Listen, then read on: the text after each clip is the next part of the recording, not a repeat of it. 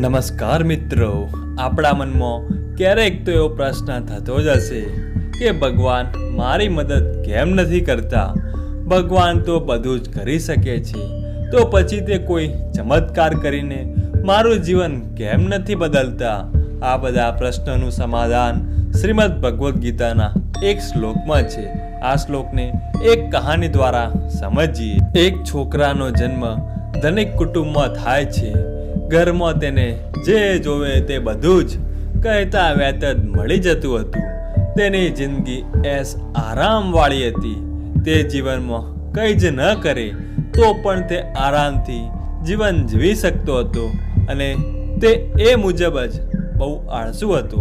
તેને નાનપણથી જ કંઈ પણ કામ કરવાની આદત પણ ન હતી. તેના પિતાએ તેને ઘણો સમજાવ્યો, પરંતુ તેનું મન આખો દિવસ આરામ કરવો અને ખાઈ પીને મજા કરવા મોજ હતું.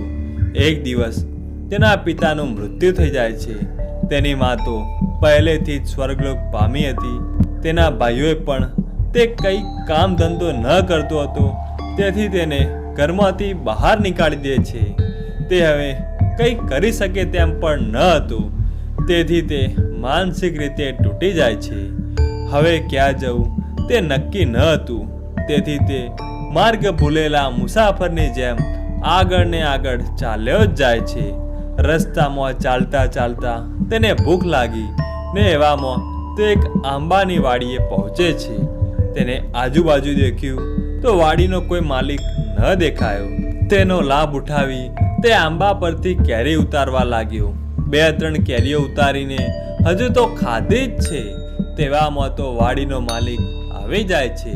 તે આળસુ વ્યક્તિને જોઈને દંડો લઈને પાછળ પડે છે.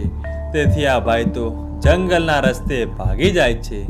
જંગલ તો વૃક્ષોથી ગીચ અને ઘનઘોર હતું, તેથી તેમાં જંગલી જાનવરોની અવર જવર હોય તે સ્વાભાવિક વાત છે.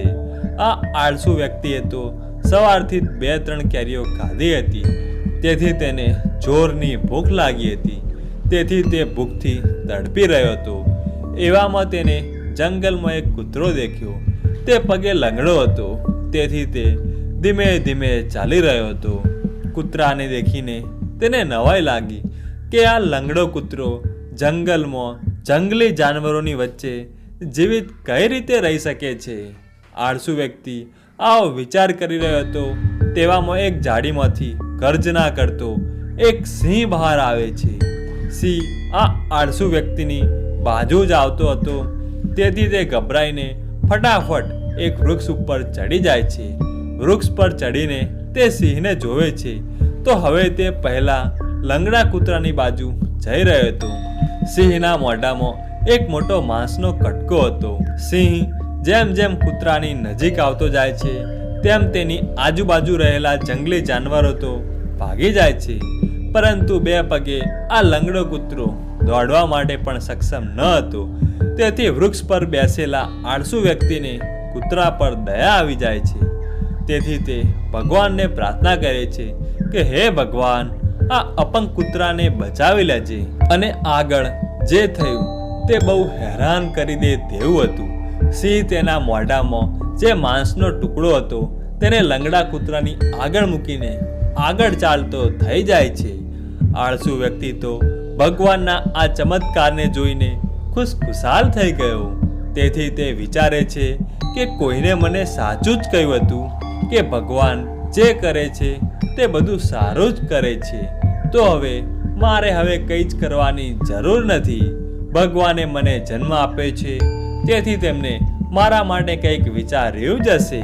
હવે તેને લાગ્યું કે મને તો બહુ મોટું જ્ઞાન મળી ગયું છે. હવે તે આળસુ વ્યક્તિ વૃક્ષ પરથી નીચે ઉતરીને એ વિચારીને બેસી જાય છે કે હવે ભગવાન મારા માટે પણ જમવાની સુવિધા જરૂર કરશે. થોડા કલાક વીતી ગયા, પરંતુ ભગવાને કોઈને પણ મોકલ્યો નહીં. આળસુ વ્યક્તિ હવે એ વ્યક્તિને યાદ કરી રહ્યો હતો જેને ભગવાન તેના માટે જમવાનું મોકલવાના હતા. ભગવાન કોઈને મોકલતા નથી ને આમ આખી રાત વીતી જાય છે. સવાર પડે છે તો પણ કોઈ આવતું નથી. હવે તેની ધીરજ ખૂટી રહી હતી. તેથી તે જોર જોરથી બૂમો પાડવા લાગે છે કે હે ભગવાન, મારી કિસ્મતમાં જ આટલું બધું દુઃખ કેમ છે? મને જ કેમ આટલી બધી તકલીફો છે? મેં તમારું શું બગાડ્યું છે?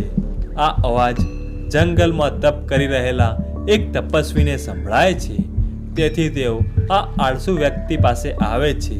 આ વ્યક્તિ બધી જ બનેલી વાત તપસ્વીને કરે છે. તેથી તેમને આ આળસુને ભોજનમાં ફળો આપ્યા.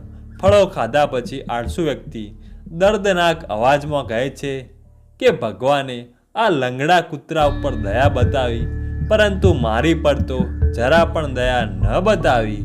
તે માટે શું કારણ હશે? ત્યારે તપસ્વી કહે છે કે ભગવાને આપણી માટે પણ કંઈક ને કંઈક વિચારીને રાખ્યું જ હોય છે, પરંતુ તેમને તારા માટે શું વિચાર્યું છે તે તું ના સમજી શકે.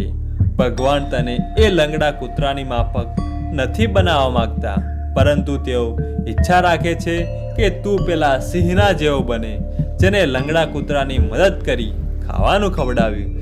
સાચી વાત તો એ છે કે ભગવાન પણ એની જ મદદ કરે છે જે પોતાની મદદ પોતાની જાતે જ કરે છે.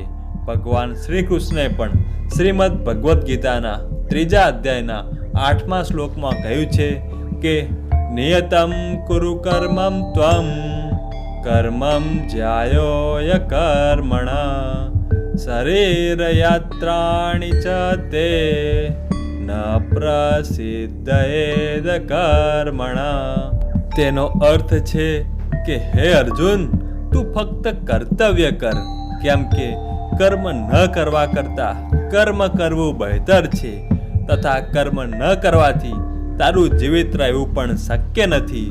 એટલે કે અર્જુન, તું શસ્ત્ર ઉઠાવ ને યુદ્ધ કર, તારું કર્મ કર, કેમ કે તે કર્મ ન કરવાથી ઘણું સારું છે. આશા રાખું છું મિત્રો તમને આ વિડીયો પસંદ આવ્યો હશે. આવનારા અમારા વધુ વિડીયો જોવા આ ચેનલને સબસ્ક્રાઇબ કરી બેલ વગાડી દો. જય શ્રી કૃષ્ણ.